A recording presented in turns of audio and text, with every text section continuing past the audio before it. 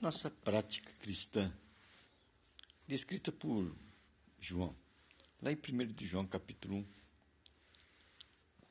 ele diz que Deus é luz, e em Deus não há trevas alguma.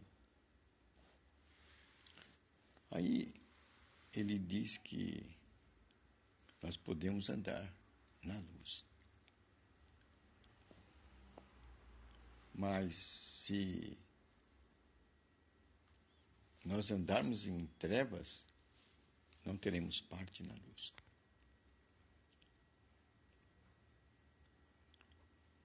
A nossa prática não está sendo a devida.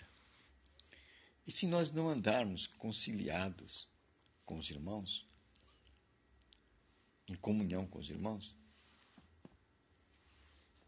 isso é sinal que há trevas em nós. Então, a luz não está em nós.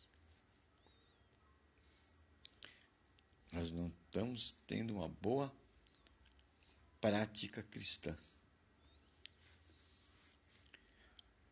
Esta treva, essa falta de comunhão, é quando a gente tem mágoa, uma tristeza com outro irmão.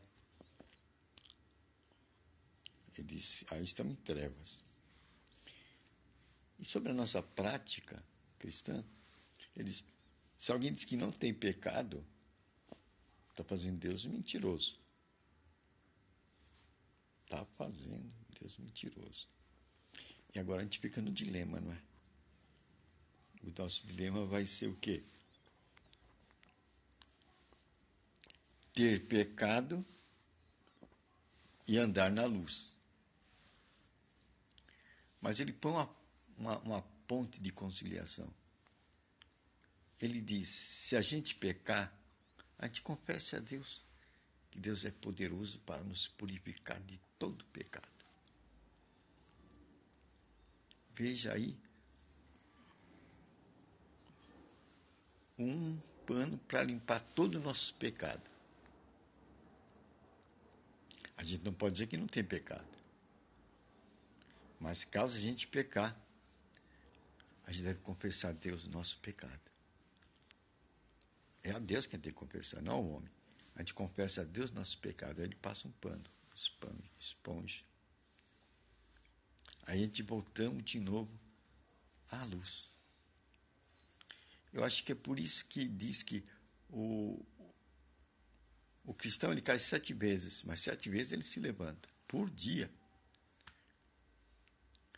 E para Pedro falou, quantas vezes devo perdoar o meu irmão? Jesus falou. Aí Pedro falou, 7 vezes?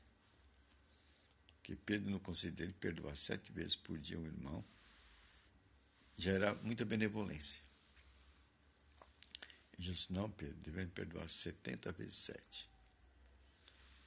Que lição, né? Aí é só Deus mesmo, né? Aí está mostrando Jesus o coração do Pai. Que Deus está disposto a nos perdoar. Para nos limpar.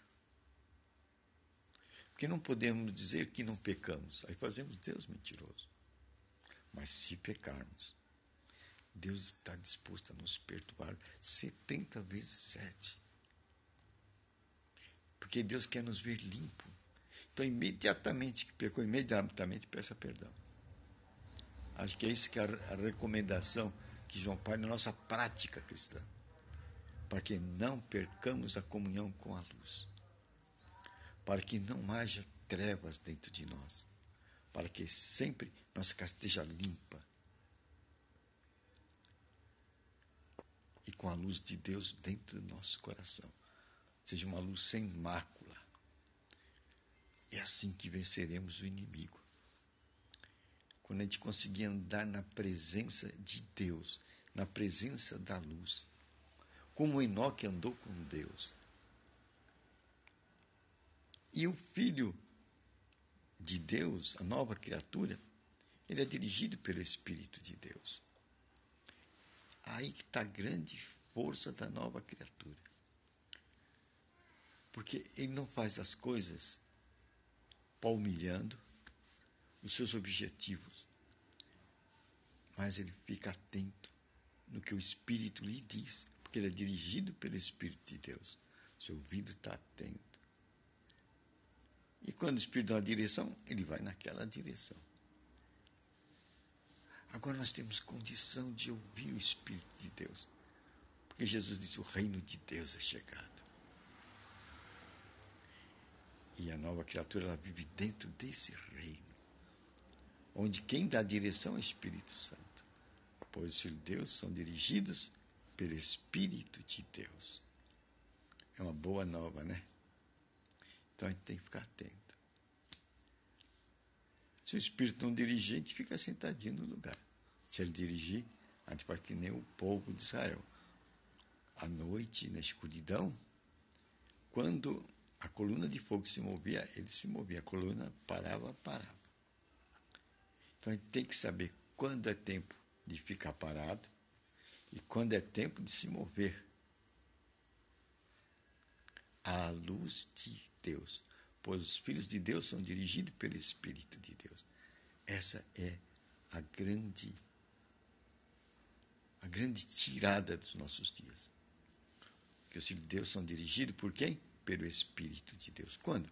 Quando ele ouve a Escritura, quando ele medita na Escritura, o Espírito dá aquela revelação para ele. Se não der, vamos ficar meditando na Escritura. Até que uma hora o Espírito dá uma revelação e a gente vai andar na linha daquela revelação, na direção daquela revelação. Aí está a prática cristã dos filhos de Deus que estão dentro do reino de Deus. Já não estamos mais no reino do adversário.